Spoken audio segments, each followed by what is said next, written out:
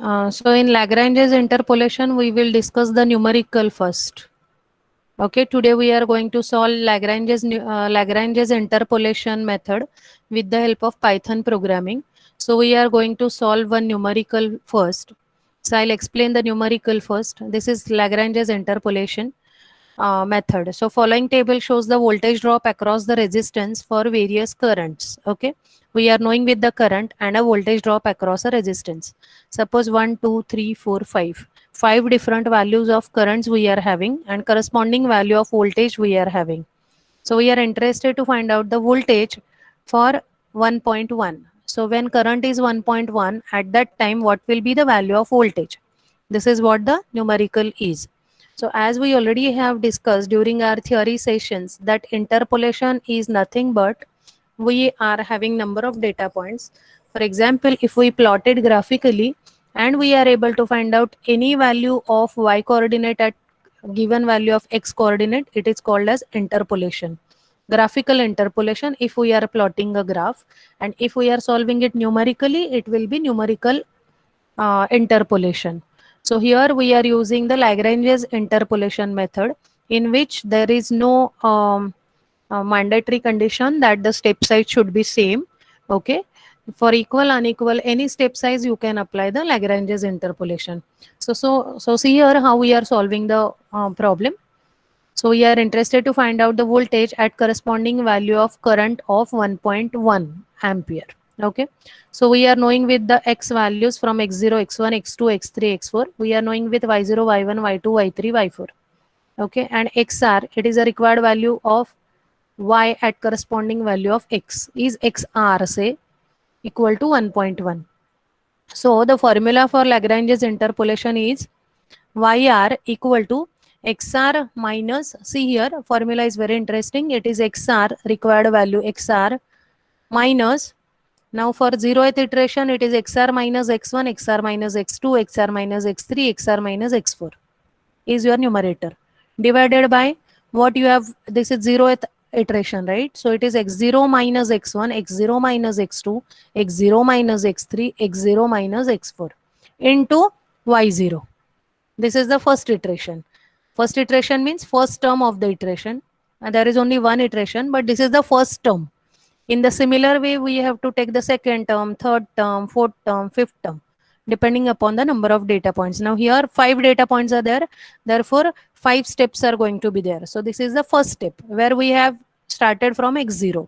Now second will be xr minus x0, xr minus x2, because this is first term. So you have to omit 1 in the numerator and take into denominator. Okay. So here it will be xr minus x0, xr minus x2, xr minus x3, xr minus x4 numerator, divided by x1 minus x0, x1 minus x2, x1 minus x3, x1 minus x4 into y1.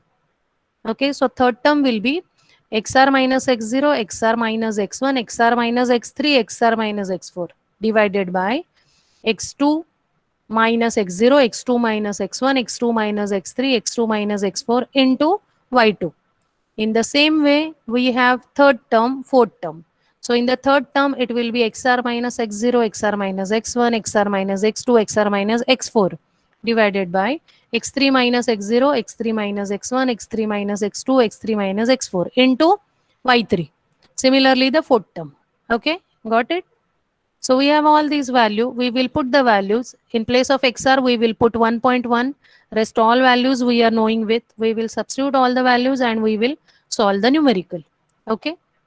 So this is how we are solving it. Now let us see it in the Colab.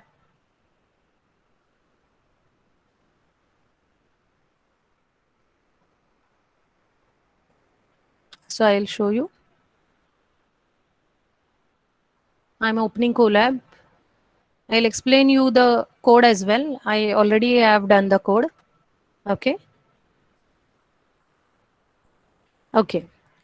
So hash symbol shows comment statement. So user should understand this program is for Lagrange interpolation. I have commented it. So everywhere, wherever there is a hash, it is a comment. Then importing NumPy library. So I'm using it as NP. Okay, last time also we have used. So import numpy as np. So I can use a short form of numpy as np further in my program. Now I will read the numbers. Okay, so I will ask the unknown data points. How many number of data points are there? That I am putting in n. So n equal to int integer input keyword. We are inputting it from the user. Enter the number of data points. So whatever user will enter, it will be put in n. So considering the example which we have seen just now, number of data points of current are 1, 2, 3, 4, 5. So user is expected to enter 5 for solving this numerical in Python. So n will be 5. Okay. Now we will first fill the array of x and y with all zeros. So np dot zeros, np dot zeros, n. Okay. Till n, 0 to n, we are putting all the zero values. Now it is for our understanding whether it is going right or wrong. Now print enter data for current and voltage values. Okay, so user will enter the values of current and voltage. So I'm using only one for loop for I in range n. So n number of data points user already given. So here it will be 0 to 4, means 5 data points. So we'll put the value of whatever user has entered for x and y. So here it will be x0, y0, x1, y1, x2, y2, x3, y3, x4, y4. So all these 5 data points will be put in this array of data type float. Okay. So here we are getting the input from the user. Okay. Now further, xp xp is nothing but xr that we have used while solving it manually. So it is float input enter interpolation point. So at which value of current we are interested to find out the voltage. This is what we are asking. Interpolation point. So in our case it is 1.1. Okay. So initially we are assigning yp equal to 0 and we will overwrite it in the program. So for I in range n, okay, 1 to n, I'm using for within for. So this is my outer for with I variable. Then here I'm writing p equal to 1 just for initialization because I'm going to reuse it. So p is my term, say first term, second term, third term, like that. Okay, because see in our formula this is first term, so its answer we are adding with the second term, with third term, with fourth term, with fifth term. So for numerator I'm using one of the loop, for denominator I'm using one of the loop. Okay, and I will find out first this first step answer. Whatever is the first step answer, that I am writing in p, and every time for the second step is second execution of for loop, third is third execution of for loop, fourth execution, and fifth execution. So every time I'm adding first term, I mean this first step answer with the second step answer. These two are be in p plus third term, p plus fourth term, and p plus fifth term. So in all I'll get the total sum.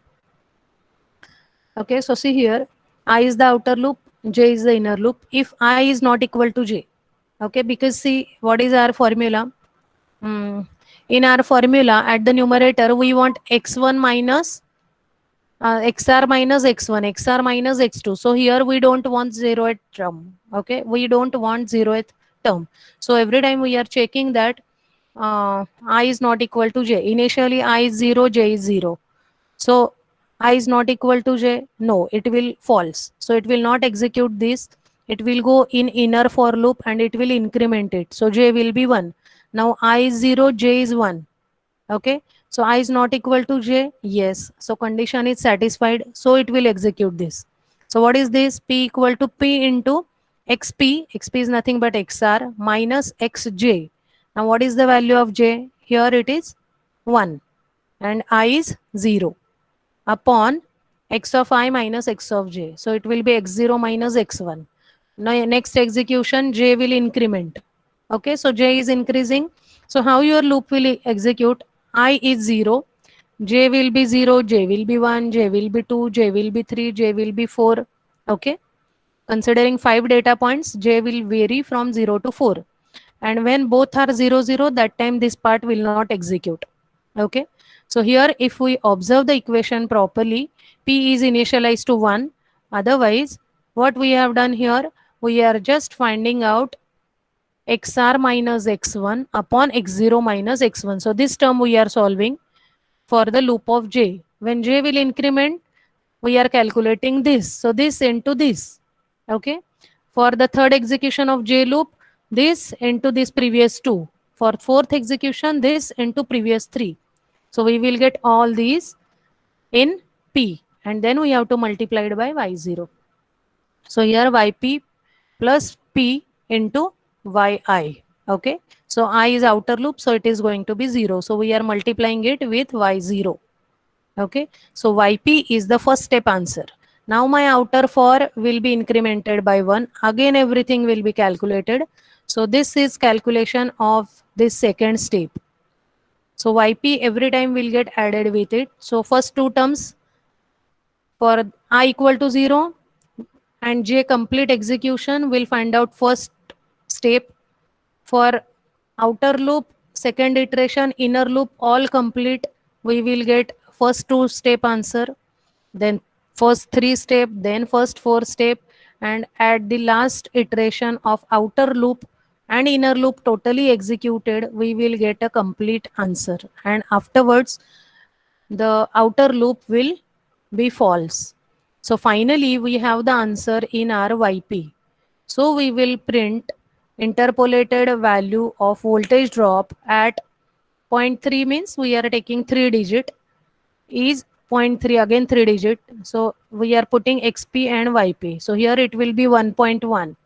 Voltage drop at 1.1 ampere is whatever is the answer in Yp that we are printing. Okay. So see here, I have solved the example here itself. I'll show you. It will ask, so in the same way we have to execute. Okay. So if I execute it one by one, I will enter the values. So first statement was enter the number of data points. See here, enter the number of data points. So number of data points in our example, I'm solving this example. So number of data points current 1, 2, 3, 4, 5. So I'm writing 5, C5. Then voltage and current values. See, I have entered 0.25 minus 0.45.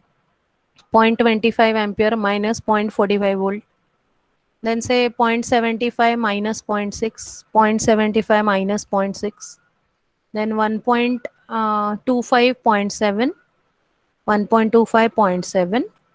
Then 1.5, 1.88, 1.5, 1.88. And finally 2 and 6. 2 and 6. And we are interested to find out the value of voltage at current 1.1 ampere. So here XR is 1.1 or XP is 1.1. Okay, so it has calculated the interpolated value of voltage drop at 1.1 is 0.176 volts. Okay, which is the correct answer. You can cross check it by solving the numerical manually as we have solved it. Okay, so you will get the exact answer. So this is how the Python program is for Lagrange's interpolation. I hope all of you have enjoyed it. Thank you for today.